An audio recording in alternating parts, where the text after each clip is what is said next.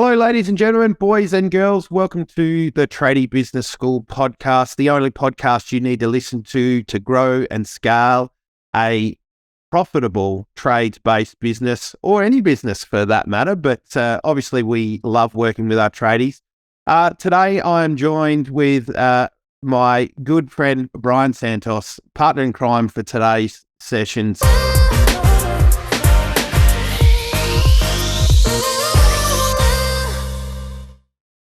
G'day, Bryan. Glad to have you on the podcast. I hope you're well. Hey, I'm great. I'm great. Thanks for having us again. Welcome back. It's good to have you as a recurring feature guest on the podcast. I do enjoy our time together, mate. We've got a banger topic up for today. It's right up your alley. You are the mergers and acquisitions specialist. Offline, we were talking about some of the amazing opportunities that are out there right now. Now, this is good for people at both ends of the spectrum, people that are in kind of startup phase or really anywhere in their journey. And they're kind of, the last 3 or 4 years has been exhausting, So if you're considering wrapping things up just because you're overworked, overwhelmed, burnt out, whatever it may be, there's an opportunity for potentially you to propose a merger and acquisition with somebody else where you can get some help from somebody who's, maybe more established. They can see what you do. But likewise, there's other people out there that perhaps there's an opportunity for you to, acquire their business. One of the things that was really stood out for me when we were talking offline about this was, a lot of our clients, a lot of people we talk to have issues with getting employees. And this is a really cool way to get more employees, more capacity, more help. So, what are you seeing out there, mate? You talked a little bit about the sort of the polarizing, I guess, that's happening out there. Some people are, I guess, slowing down. Some people are getting a bit scared that there's another crash coming. What are you seeing? Yeah, so it's interesting, right? So over the past couple of years since COVID, right, we've had a few experiences, right? Yep. But one of them being that a lot of people have kind of gone out on their own and started to win their own business, business and jobs, etc. And construction and the trades businesses in general have kind of boomed, right? There's been a lot of demand than there has been availability. So supply demand, so too does, and less, and obviously with the borders closing and all that sort of stuff, there's been a lack of quality staff and people are competing to find the, good team members, et cetera, et cetera. So, Ryan, there's no staff out there. I can't find anyone. Where are they all? There are plenty of good people out there. The thing is... Well, where are they, Bryan? I hear everyone ask. They're working for someone else or they're working for themselves. And this is the exact reason why I love mergers and acquisitions, for a number of reasons. But one, from a strategic point of view, you can kind of flip your problem on its head, right? If your problem is staffing for example, well, if you acquired the right business or merged with the right business, right? Let's say there was a business out there that was the same size to you, right? Or thereabouts, and had the same amount of staff, whatever it was, right? With this one acquisition or with this one merger, with this one activity, which is this acquisition or merger, you can literally double your business. Yeah, nice. Literally double your business. And if you do it right, you don't need double the overheads either, right? You don't need double the rent and all that sort of stuff. I won't go into too much detail. but well, that's the thing though, right? Like if you're smart about it, you can halve your overheads. You can halve your overheads and double your capacity, Some of your overheads, obviously you're doubling your employment overhead, but you would expect that another like-for-like company is going to be bringing in enough to cover their portion of wages and those sorts of things. But, if you can merge into one premise or, even with a merger or an acquisition, it allows opportunity to go, okay, do we actually need an office? Our whole business is now run remotely. So, you don't, in this day and age, you don't need an office. You can, if you want to have a corporate sort of address, you can hire those virtual offices for a couple of bucks a month, sort of thing. So exactly. So you can use it for talent acquisition, right? So a business acquisition, the strategy behind that could be because you need the talent. Because imagine, right? I hear this all the time. If I had 2, 3, 4 of the right team members, I could explode my business. I could take on more clients. I could take on more work. Well, instead of just hiring it or trying to find the right players, A-grade players and all that sort of stuff, just imagine for a second, if you were able to acquire or merge with another company that already had the 3 or 4 key employees that you're looking for, right? I think that's maybe what you were alluding to. Where are they? Well, yeah. I love the thing you said before about people being self-employed. Like, I remember when I first started my journey by myself, the amount of times I was like, oh, now I get it, being out by myself. Do I really want to keep doing this? And the amount of times I've had people, and I've seen like people who have been self-employed often make some of the best employees because they get it now, right? And they don't want that burden. So, even just acquiring a solopreneur, somebody that's out for themselves, but usually you'll find that they're not managing their invoices, their cash flow is smashed, they're exhausted, they just want to spend time with their family, right? No different to the problems that we help solve people. If you can come across somebody and help solve their problems, right, it becomes a no-brainer, Yeah, so I really like just acquiring people. But I think one of the other things you said is, it opens up the opportunity to get to the next level. What do you mean by that? Well, like I said, if you're, you can grow what we call organically, right? So you're working harder, you take on more and more jobs, more and more clients, and your pricing's better and all that sort of stuff, right? So you can grow kind of incrementally, right? So with more output, with more input, you can create better outcomes, right? More output, right? So that's organic growth. Whereas growing by acquisition or acquiring another business means that you have opportunity to not only add to your existing business, but let's say, for example, your clients are a specific type of client and you provide the carpentry for that, right?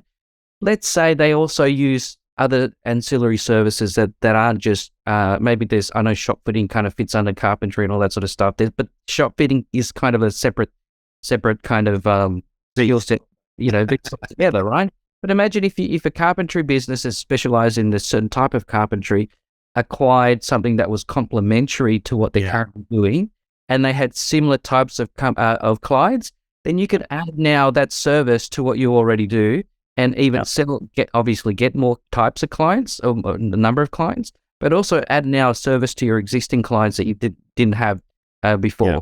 So while 1 + 1 = 2, it actually doesn't in many of these situations. There's a saying, right? 1 + 1 = 3 in mergers and acquisitions. Yeah, I love it. And it does make perfect sense. And I think the other thing too to consider is usually when you're merging those complementary businesses, the skill sets between employees are often complementary as well.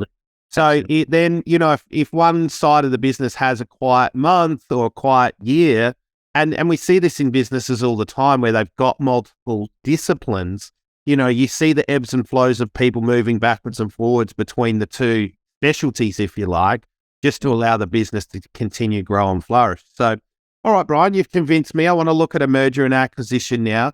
What are the biggest problems that you see in this space? I mean, this is your jam. You do this all day, every day. Yeah. You help people. What do you see? What are the pitfalls? Why wouldn't you merge or acquire a business? Yeah, good question. I mean, there's a lot of risk, right? If you don't, especially if you don't know what you're doing, and especially if you don't know, not I should rephrase that. Not if you don't know what you're doing, but if you don't know what to look for in the right areas, because they can be a real pitfall and a real kind of, it can lead to all sorts of problems and issues. So what often happens as a result is people end up paying too much, and people end up paying on unfavorable terms, should I say, meaning that, a lot of people want things up front and all that sort of stuff. Often the case with a lot of small to medium-sized businesses, and it's understandable, right? But what a lot of people want is usually way different to what the real value of it is, right? Oh, I've had my business for so many years, and so I'm valuing it based on what all that, how much money I put my family's money and my house on the line. But at the end of the day, the value of a business is based on its actual value, which often the case comes down to the profitability of the business, right? That's for another. Yeah, the old, I don't know if you've ever seen it on like the marketplaces out there, Facebook Marketplace. I know what I've got. Yeah. No lowball offers. I know what I've got. Yeah. And business owners do that, right? They get really attached to what they think the value is of the business. And, look, I think, even in my own experience with acquiring businesses, like there were some lessons, valuable lessons learned along the way through doing due diligence where I thought I'd done enough, realizing that, oh shit, there was a whole heap of other questions that I should have, could have, would have asked. But, the acquisitions that I've been involved with, it's been really, I've wanted to do it just for that experience as well. Once again, probably my biggest pitfall with my first acquisition was I did get advice, but not necessarily from the right people. Like a Bryan Santos would have been a great place to go, who specializes in mergers and acquisitions, and going, okay, what am I missing here? Because, speaking to the lawyers, speaking to the accountants, they've got their own sort of way that they look at things. But then there's this whole, part of the reason I'd look to acquire things is for that expansion of acquiring other staff, acquiring systems and processes. And, for me, the acquisition of TGC was about velocity. I wanted to get from where I was going, sort of starting up, building out the coaching business to, being able to help people at a greater scale faster, so it does open that opportunity. But like you said, it comes with inherent risk. Absolutely. Yeah. Absolutely. I think one of the things, you talked about when it comes to this sort of stuff is, the risk of working harder, because like when you acquire a business, there's a whole heap of additional work that has to go in. You have to get in there and really pull it apart to see what's going on. One of the other challenges that comes up, and I know we've gone through this too, is the integration of teams. You've got different management coming in, people taking different roles. There's a whole, it's not easy for a lot of people to kind of integrate into a new environment, and it certainly can upset the apple cart, and sometimes people have got to go, it's just, it gets to the point where it's, you can't fit all the pegs in the square pegs in the round holes, so that's a real challenge, I think, for acquiring business, is making sure, when I look back over things, I think if I, the lessons that I've learned would be, get in there and integrate and trial it for a while. I know we've got a client at the moment in the middle of acquiring businesses, and part of what they're doing is working in the other business and kind of taking it for a test run, trying it on for sites, which I think is good, but obviously risky, like you're putting time and effort and energy in there. But I think that shorter term pain for the longer term gain is good. So, I mean, in your experience and your wise wisdom that you have and knowledge around this space, what do you think? I mean, I've probably alluded to some things that I would have done differently. What are the key points that you could give our listeners for if they're considering going down this path, from I guess the smaller end, maybe they just need to acquire a solopreneur, somebody that's out there doing, their own stuff, right through to acquiring $1 million plus business, which is what we've done. Yeah. I think first and foremost is understand like what you're after. So I know mergers and acquisitions is an opportunistic thing, right? So it's an opportunity for us to grow, opportunity for us to acquire new employees, et cetera, et cetera. But we should also be thinking about it from what do we actually need and what do we actually want point of view first, and then looking as to whether or not an acquisition fits in to what we need or what we want, as opposed to the other way around, right? We go, holy crap, there's a nice opportunity, and then we kind of go after that, and then we fall in love with that business as a shiny object. Correct. Yeah. Our business should always be the key thing that we keep in mind, not that business, if that makes sense. And so that's where I think people can get kind of lost, right? And go, oh, this is going to be an amazing opportunity. Yes. Yeah. Let's just think about it, how it fits into what we're after, what we're trying to do with our business, and if it actually fits in the first place.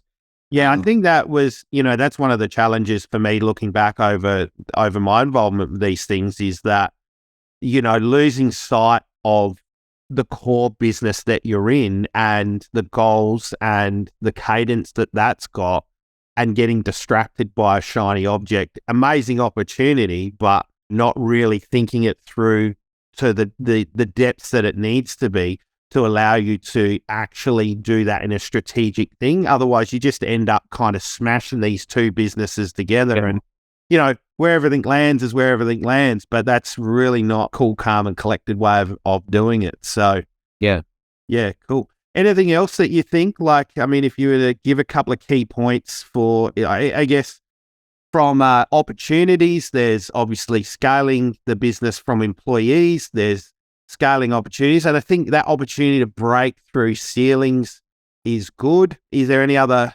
things that, you might look to acquire a business for? Well, you can reverse it, right? In terms of if you're a business and you're thinking, geez, either I'm over it or I'm over all on my shoulders, right? Maybe you can kind of reverse and look for opportunities to merge or sell or a part of, sell and then be an employee. Because you have the skill set and potentially the contacts in the team, right? To bring into that that you could grow substantially. Yeah. You can reverse that. So merger and acquisition doesn't mean that it's all about you looking to acquire and merge. Love it. It could be about you looking to sell and merge, right? There's that side as well. So and I think that's a great way to, I guess, sum it.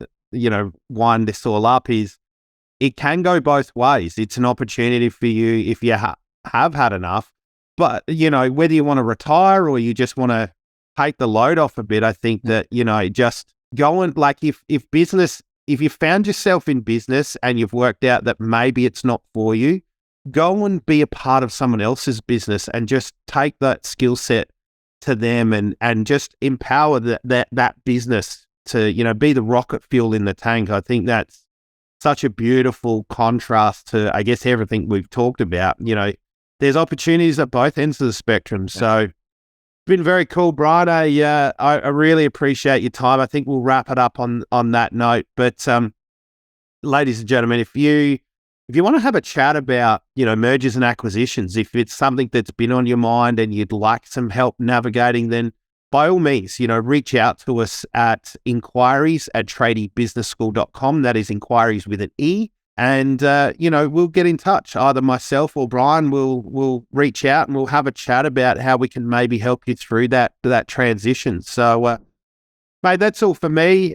Brian, thanks so much for being part of the show again, the podcast. Really love the times that we do get to spend together. So thank you, mate. And I look forward to seeing you on the next show. Cheers, Adam. Thanks, guys.